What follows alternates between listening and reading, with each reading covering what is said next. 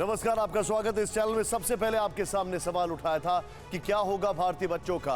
आपको याद हो, आज से करीब 10 दिन पहले हमने सबसे पहले यह सवाल उठाया था कि क्या होगा भारतीय बच्चों का। हम शुरू करने जा रहे हैं अपने शो को। बहुत सारी खबरें, लेकिन पहले ऐसी खबर जिसने हमें झकझोर के रख दिया। यूक्रेन के खार्किव में एक भारतीय छात्र की मौत की खबर, बहुत बड़ी खबर है। गोलीबारी में छात्र की मौत, विदेश मंत्रालय ने जानकारी दे दी है। खार्किव में अगर कहा जाए कल रात बहुत भारी थी और आज सुबह और भी ज्यादा। भारतीय छात्र की मौत पर अब सरकार रिएक्ट कर रही है। यूक्रेन और रूसी राजदूत से विदेश सचिव की मीटिंग है।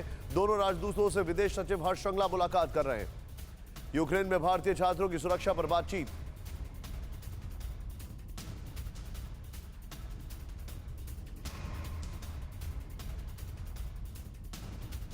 ये 4th ईयर स्टूडेंट बताया जा रहा है, कर्नाटक का बच्चा है। मैं चाहूंगा ब्रेकिंग में नवीन एसजी इसका नाम है।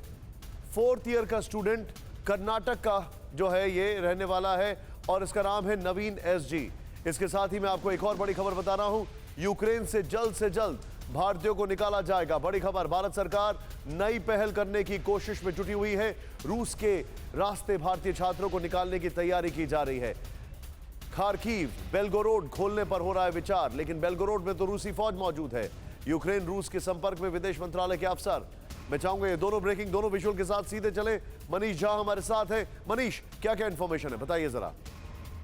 देखिए निशांत, सबसे बड़ी बात तो यह है कि सुबह 7 बजे नवीन बेचारा खाना लेने के लिए लाइन में खड़ा था। गवर्नर हाउस के पास गोलीबारी हुई और उस समय नवीन खाना लेने के लिए लाइन में खड़ा था, जिस समय इस गोलीबारी में नवीन को गोली लगी और फिर नवीन की वहीं पर दुखद मौत हो गई। और अब विदेश मंत्रालय ने इसकी पुष्टि भी कर दी है। साथ ही विदेश मंत्रालय की तरफ से ये बताया गया कि विदेश सचिव ने रूस और यूक्रेन दोनों के एम्बेसडर से बात की है और यूक्रेन और रूस में जो हमारी एम्बेसी है उन्होंने वहाँ की सरकार से बात की है। हालांकि सरकार का ये कहना है कि 20,000 के करीब जो स्टूडेंट्स थे उसमें से लगभग 9,000 बच्चों को हमने निकाल लिया अभी तक। लेकिन आपने जो बात शुरू में कही वो बहुत सही बात है कि 10 दिन पहले से हम लोग कह रहे थे कि अगर हालात बिगड़ते हैं तो आप ही ने ब्रेक की थी खबर, आप ही ने ब्रेक की थी मनीष। आप ही थे हमारे रिपोर्टर जिसने बताया था कि निशांत वो डेटा कलेक्ट कर रहे हैं। आप ही ने वो खबर ब्रेक की थी और आज भी देखिए डेटा ही कलेक्ट हो रहा है बस। हाँ बिल्कुल, देखिए जिससे घड़ी का हमें लगता था कि भगवान न करे कि कभी वो घड़ी हम सबको देखना पड़े, सब सुनना पड़े। अफसोस की बात यह है कि वो घड़ी हकीकत बनकर सबके सामने आ गई है, क्योंकि एक छोटा बच्चा ही तो है, 4th ईयर का स्टूडेंट। मतलब आप समझ सकते हैं कि 17-18 साल का एक लड़का विदेश में है। माँ बाप यहाँ इंतजार कर रहे थे कि बेटा इस हालत में भी किसी तरह से निकल कर आ जाएगा और आज उसको विदेश मंत्रालय के अधिकारियों का फोन आया जहाँ पर ये बताया गया कि खार्किव में उसकी डेड बॉडी पड़ी है। आप समझ सकते हैं कि इसके बाद हजारों बच्चे के पेरेंट्स को क्या कुछ फील हो रहा होगा।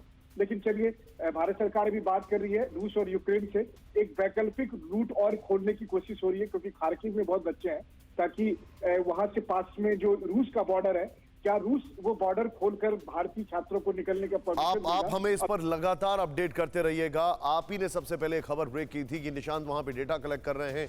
TV9 को आपने बताया था। बहुत बहुत शुक्रिया इस जानकारी के लिए आपका।